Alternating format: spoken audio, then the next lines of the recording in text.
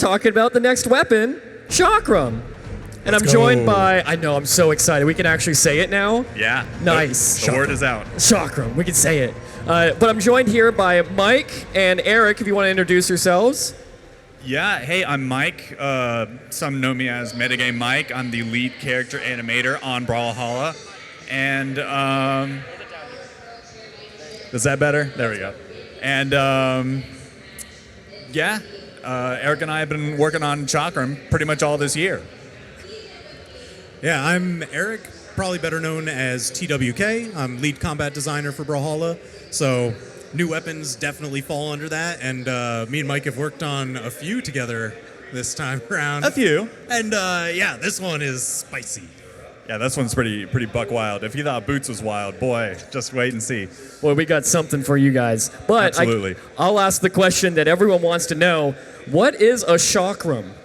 Great question, Josh. So, a Chakram, for those who don't know, you might have seen Chakram in other games, other media, but it is essentially a throwing weapon from the Indian subcontinent. It is primarily a throwing weapon, but it can also be used in hand-to-hand combat. And you can see kind of the real-life iteration right there. And it would be commonly used by Sikh warriors in India as well, and they can put several of them on their turbans or like on their wrists. It's commonly used to throw it kind of overhand. You kind of pinch it between your thumb and forefinger like that and throw it like that. But there's also techniques where you can kind of spin around a finger and like kind of whip it around like that. It's a really unique weapon. Here's it in action in some old cheesy TV shows. This is probably too old of media for most people here to know the reference. This is Xena, right? This is Xena, Warrior Princess. Xena, Warrior Princess. When we revealed the Chakram on Twitter, I looked at the thread, and a lot of people were like, "Oh, that character from Kingdom Hearts," and "Oh, Xena, Warrior Princess," and just naming. Yeah, it's any definitely Xena fans out there? Xena? Let's go. Yeah, there's one. There we There's go. our people. There's one. Yeah, I mean, so that's the thing. It's appeared in other pop culture, whether it's be TV shows, some other video games, and there's always kind of like different flavors to it. So there was a lot that we could draw from. There's the historical factor, and then there's also the fantasy factor. Are you ricocheting it off of 6 different surfaces? Is it a giant one that's being used as a hula hoop? So it was kind of coming down to us to figure out, like, all right, so that's what Chakram is. But what does it mean, like, for our game? Exactly. There's what Chakram is in reality, and there's what Chakram is in the context of Brawlhalla. Right. Is 2 different things, one based on the other, right? Absolutely, yes. So our Chakram is definitely more kind of grounded in fantasy in that it does, it has the mode swap mechanic in that it, when you use D-Light, you change from one mode to the other. You start in the fused mode, and then you do a D-Light, and that goes into the split mode. Fused mode primarily for big chunky hits. Split mode, great for strings and combos and such. So essentially, fused mode is a heavy weapon, split mode is a string weapon. And that's why you see with the split mode, a lot of like pulling inwards, right? What was the concept for that? So yeah, it was kind of trying to get those 2 different flavors in there. When it's the big weapon, we want the big smack away. But what is kind of diametrically opposed to that is, hey, let me pull somebody in close. I want to do some rapid fire, low damage attacks. Trying to get a little bit of each extreme of the Brawlhalla weapon flavor wheel, if you will, kind of wrapped into this one. Yeah, because what you don't see in this clip that was playing is the down air as well scoops them in, which we saw in the trailer, right? Yeah. I know, I'm sure some of you got your hands on the demo build over there already, so that way you could play around, when it's fused into that big hoop. That down air is going to spike folks. Mm-hmm. But when you're split, it's going to pick them up and continue for a juggle. So it's all about just keeping it going. Exactly. A lot of really great opportunities for player creativity and a lot of great opportunities to express playstyles, which is really neat. So we've talked a bit now about what Chakram is, what it is in Brawlhalla and what it does, but there is quite a history for the development of the weapon, right? Can you tell a little bit about how we got here? Yeah. So Chakram is interesting in that we actually came up with the concept at the same time we came up with battle boots, which at the time we called rocket boots. And so I believe this was back in 2021? 2020, 2021, somewhere around there. Yeah, because the boots came out, we revealed them at BCX 22. Okay, 22, so I believe this was 2021. We were concepting what weapon to do next. This was after Greatsword. And we were kind of split between, okay, do we do boots with a kicking type weapon, or do we do this Chakram with the mode swap? Which we didn't even call a mode swap back then. We didn't have a name for it. Nothing like it it didn't exist yet. Yeah, exactly. And I will say, Shakram has actually kind of been on our short list for a very long time. True. Because, it's one of Foda's personal favorites. I think as soon as he joined the dev team many, many years ago, he was like, eventually, I want this as a weapon. So we knew it would come around eventually. I voted for it a few times too, because it would be like, oh, what should be the next one be? I'm like, Chakram. We should do that, right? I was a heavy believer in Chakram. Yeah, it's kind of been in the zeitgeist at the office for quite some time, but 2021 was kind of the first time it kind of coalesced into something that we could actually kind of go off of. But you may be wondering, okay, well, why didn't you make Chakram back then? We ended up going with battle boots first because it answered a lot more questions we had about weapons at the time. It had a more clear sort of path to victory, whereas like Chakram had a lot of more kind of questions, a little more things up in the air, a lot of more things to work around. It would require a lot more dev time to figure out. And so at the time we figured battle boots was the better choice to come out first. Yeah, it was like expanding on the existing mechanic of active input. And we phrased this last time when we unveiled boots. We were like, Scythe's active input, you choose where the opponent goes. Boots active input, you choose where you go. So we were like, all right, that's an established mechanic, already exists within the game.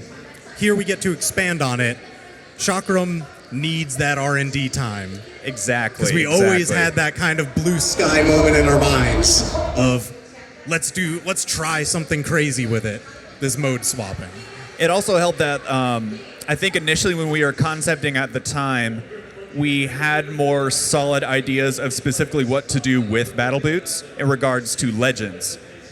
For a kicking-based weapon, there's just a multitude of kick-based martial arts to draw from, like capoeira and lucha libre to a certain extent even, and running fast. And running fast if you're Thea. And so I know that this is like a slightly tangent to what we're talking about right now, but giving people insight into how we choose our next weapons, I think would be something good to touch on. And you're usually at the forefront of a lot of those discussions. Right, yeah. So if you want to lay out the kind of setup for those. Sure, yeah. A lot of reasons that we go with specific weapons when we're making new weapons. A lot of kind of the helpful things that help us figure out, okay, this is a good choice because XYZ. One of those is, do we have a good set amount of archetypes that would work well with this? Does this fulfill a niche in our game that no other weapon can or no other weapon has yet? And both of these weapons definitely do that. So whenever we're coming up with new weapons, we definitely try to find something that allows us to do something that we could not do before. But I think we might know the answer to this, but you mentioned that there was a lot of questions with Chakram. Like, is this something that would work in the game with this new sort of mechanic? And I imagine we know, but how did we kind of figure out how this would work? Yeah. So initially in the concept phase, we went through a lot of different sort of iterations, even before we got to anything playable, just like sketching out ideas and figuring out, okay, how do we get the weapon to morph, essentially? How do we get it to change from one mode to the other? There's a very early iteration where the fuse mode was only for aerials, and the split mode was only for grounded moves. But we didn't end up going for that because it felt a bit unintuitive and strange. But what we ended up going with is we started experimenting this mode swap concept with Legends first. And we revealed one at BCX last year. I think you all know we have 7 in the game. She was a bit of the litmus test on, does this work in Brawlhalla? Do people even like this mechanic? Exactly. Is this mechanic even something that belongs in the game at all? Yeah, so thank you everyone who came out to BCX last year and got to playtest 7 back before you even knew that's what the legend was going to be. Just because you helped develop this, letting us know that, Thank you. the mode swap stuff is cool, it can be worked into the game, and we were like, hey, if we can make it work for one legend, that's the R&D we needed for, let's try and make it work for a weapon base kit. Exactly. The tech exists, which means that we're able to expand upon it much easier. But now, I guess, just to quickly wrap up, so we talked about a lot of what happened in 2021, in 2022, and 2023, but what actually happens once we hit the ground, we say, okay, we're going to create a new weapon. How long does that take? When did you guys really start production on Chakram? I believe it was earlier this year. I don't remember the exact month, but definitely first half of this year is when we first when I would start animating these light attacks here. Here you can see a very early version of both neutral lights, both in fused and in split mode. So even early on, and here's the side lights. Early on, we definitely knew, based off of the feedback we got from 7, that we didn't want the differences in modes to be a huge difference in threat area coverage. Instead, we wanted to focus on what happens after you hit someone. That's the big difference maker. Yeah, so it always goes of, you'll send out some sketches of particular moves, and we'll pick a little bit of our favorites, say this would be really cool, what are some of the main style points that we want to hit on, just to get the flavor of the weapon that we're looking for. Does this feel like a Shakram to us? Does it feel like what you would play in the game if you went up to Foda and you were like, Shakram, what did you imagine? And it's like, oh yeah, that. All right, well, what if we go over to this other folks and just be like, what do you want from a Shakram? Does it fit both flavor profiles that everybody's looking for? Right, yeah. Even in addition to the whole mode swap tech, that's only a tiny piece of the puzzle. We had to figure out essentially, okay, well, what are the actual moves? What do they actually do? What do you want out of a Chakram? What should a Chakram do? What should it not do? What feels right? What fulfills the sort of class fantasy of this? And I think we landed mostly on a lot of, you want to toss it. We need to toss it in both modes. Absolutely. Regardless of what, that's the cool thing from all the, online clips of any media that it's been used in. I want to throw this thing. But I also want to be able to split it. I want to be able to spin it. Just a lot of these things that you expect when you imagine that in your head. It's we definitely want to hit those notes. Absolutely. And also, I think there was also the discussion of why as a player would I want to swap modes, right? And you talked a bit, one is for doing this, one is for doing that, but that must have been a pretty long discussion. How did you come to, well, why does a player want to swap? Yeah, so this is where I touched on it a little bit earlier. Just trying to get a little bit of a jack of all trades, master of none kind of feeling into it. Where, I want to be able to hit people hard, but what's the exact opposite of that? I want to keep them close and string them together. So that way you can swap between these modes for different moments during a game. Oh, do I need to take stage control and really just smack somebody away, defend a weapon drop or something? I want to use the fuse mode for that, or, spike them off stage. But, they just started a fresh stock, I want to build up some damage. Let me split the Chakram and play around in that mode for a while, build the damage a little bit easier. Exactly, yeah. Definitely a big goal of this weapon is to be able to swap seamlessly between modes, and also to sort of make it very easy to understand when you should use which mode and which applications they would be most helpful in. And so we're looking now at the fused and split side by side, right? What sort of thought went into making sure that both the player using it and the player against it could tell immediately what mode the player was in? Yeah, we definitely wanted to make sure that even just at a passing glance in the corner of your eye in an 8-player match where the screen is zoomed out all the way, it's really easy to tell which mode you're in by making the character silhouettes between them completely different. You can see how, even in the idle poses, it's the split mode has an extra arm up a lot higher, whereas the fuse mode, you see a lot more of your body, and you hold the Chakram behind you. Yeah, this is where we're getting into like those fine animation principles, the art principles. I'm sure if any of you have come to Make a Legend or art or animation panels in the past, or some of the ones that ran even today, they hammer home the importance of silhouettes. Just instantly identifiable, you can tell from a distance, it's that legend or it's that weapon. So having them very different. Definitely important, not only for these idle poses, but they actually have a full platforming suite. They're different wall cling animations, different jumping animations. You need to be able to tell pretty much all the way throughout the kit down to its DNA that this one is split, this one is fused. Not only to be able to tell which is split and which is fused, but also to be able to differentiate it from every other weapon in the game.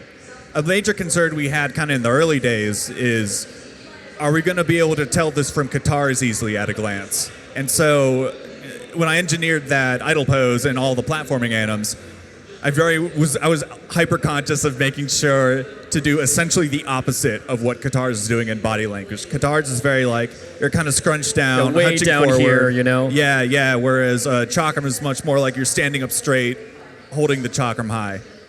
So it sounds a bit like almost like two separate weapons. Is that kind of the thought here, or what would it take to really balance that? Can you tell me a bit about that? So yeah, definitely a big concern. Just because we don't want to make a weapon that instantly has twice as many moves as other weapons, because then a legend with that would just have 3 weapons. So a lot of that, what we've kind of wrapped into this kit, comes down to threat mapping.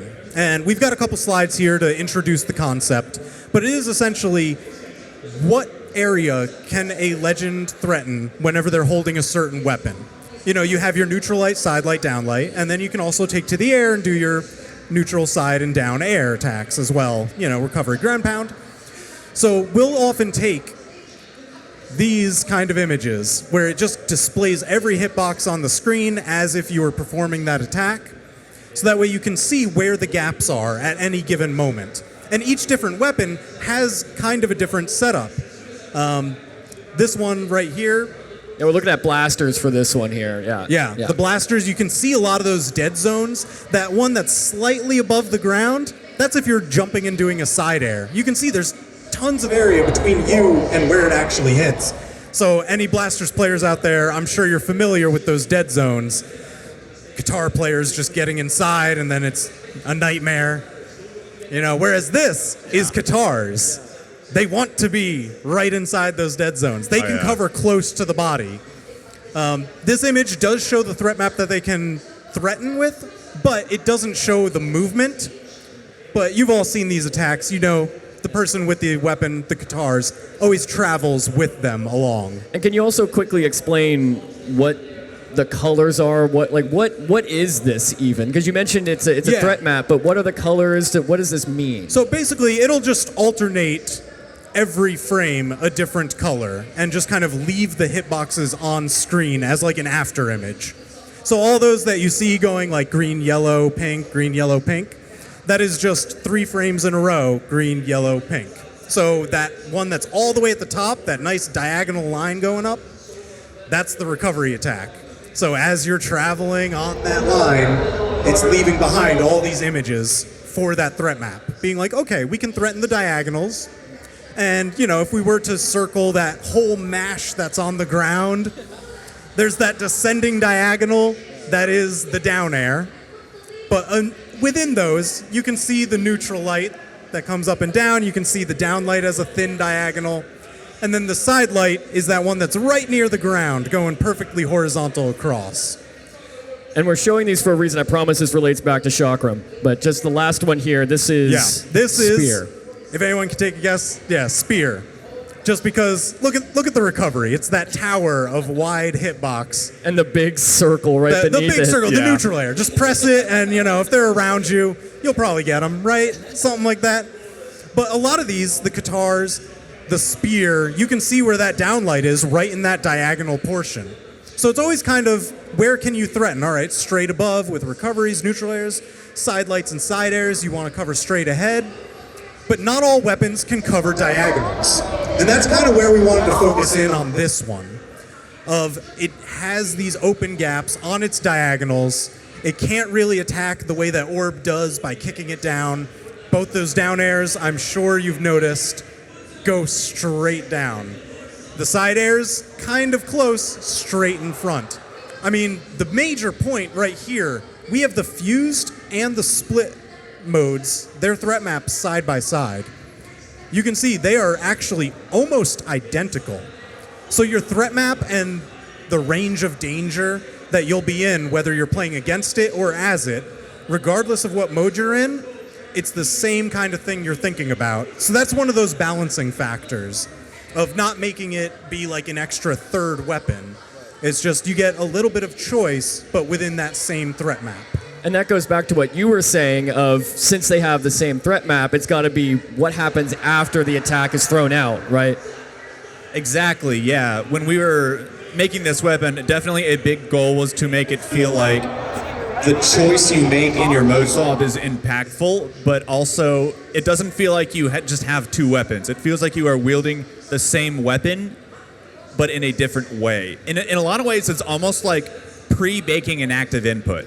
When you make a mode swap, it's like, okay, I am going to have all of these specific outcomes after I hit a move. And when you mode swap back, you have different options. It's almost like the difference between like scythe, side light, active input, and non-active input. It's the same move with the same threat area, but after you get hit, a different thing happens. And it's just sort of locking that in before you do the move. Okay. I mean, is there anything else specifically you wanted to bring up about Chakram, or do we want to go to the Q&A? Yeah, I mean, we can open it up to Q&A, because I'm curious to hear what everybody's thoughts are now that you got to see it in action, get some hands-on time with it. So if there's any questions, you can just walk up to that mic there and just form a queue. So what kind of weapon do you think you'd pair this with? Because obviously, like, I'm assuming it's going to release with a new legend, right? We're not going to replace any Legends weapons, so... Yeah, as weapons do, when we release one, it comes out with a legend. So you're wondering, what are we thinking when it comes to the first weapon, or just in general, like, what we think it pairs nicely Yeah, with? like, what do you think it pairs best with? Because, like, obviously, like you were saying, it's not much of a diagonal weapon, so are we going to see, like, a pairing with Orb when this releases? I mean, that's the thing with new weapons. We can really pair it with anything we want. And it's definitely too early to say what it will be paired with for the first legend. But that is definitely something we're cognizant of. We're thinking like, okay, what are this weapon's strengths? What is this weapon's weaknesses? And what is a weapon pairing that complements that well? So in Chakram in particular, it lacks a lot of diagonal options. It has a lot in common with, say, hammer or blasters or what's another one? Sword, technically? Sword, yeah, sword, I guess, yeah.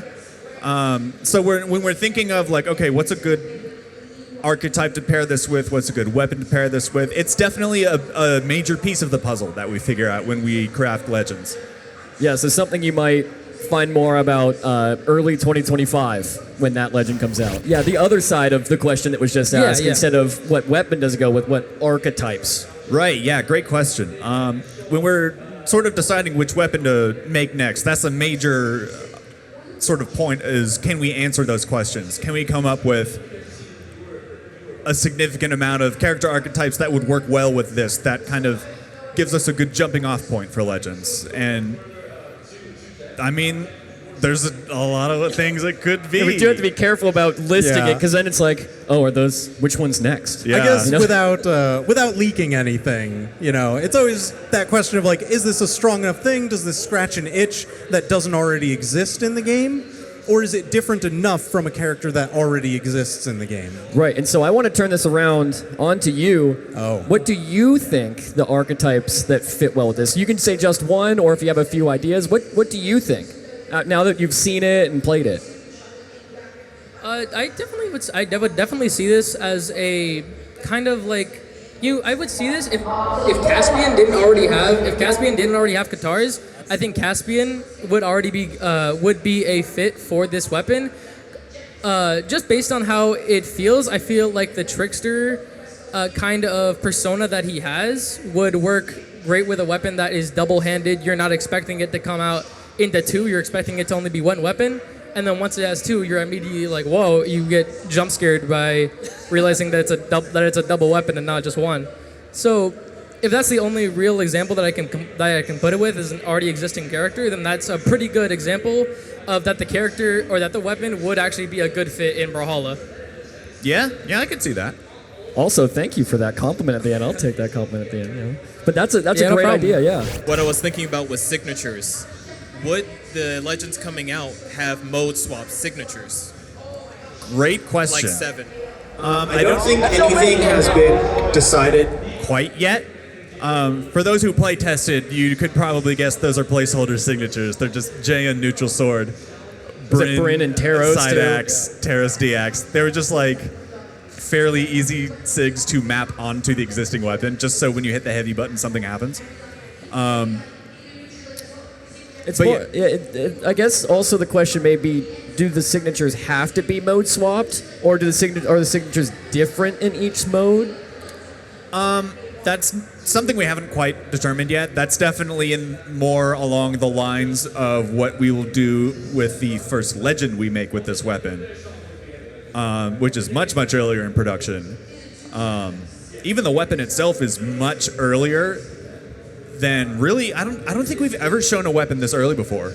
Right, because Battle Boots came out December.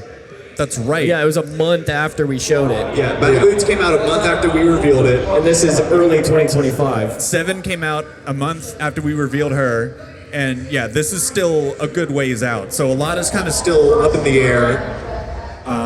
Nothing is really set in stone yet. So Yeah, but I a lot guess can change. questions to answer. The signatures don't need to mode swap, but they also don't not need to mode swap.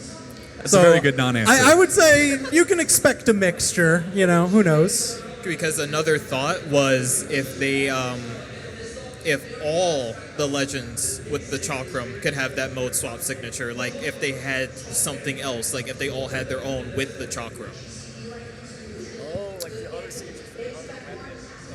Yeah, that's interesting because that's something we've done with 7. So Right. there could be a world, but also there could be a world where we save other mechanics for the signatures.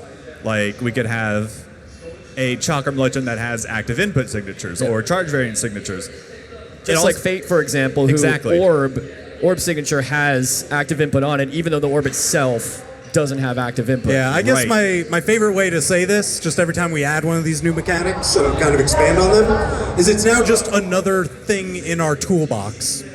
So you could probably safely expect more in the future, but not everything will have it. Just in general, not even Chakram legends, just legends in the future. Right. And also, it's another tool that we have that doesn't mean we should necessarily use it because especially for something like a mode swap where you just get a different move. That's a significant. That's a big balance thing. So it's another thing to kind of refine and figure out and see if it actually fits in the context of the game as a whole. Currently, we are not imagining that it needs to have a different signature for every legend, for every mode. That would be kind of crazy. You know, you don't just get extra modes on this weapon, you get extra signatures always.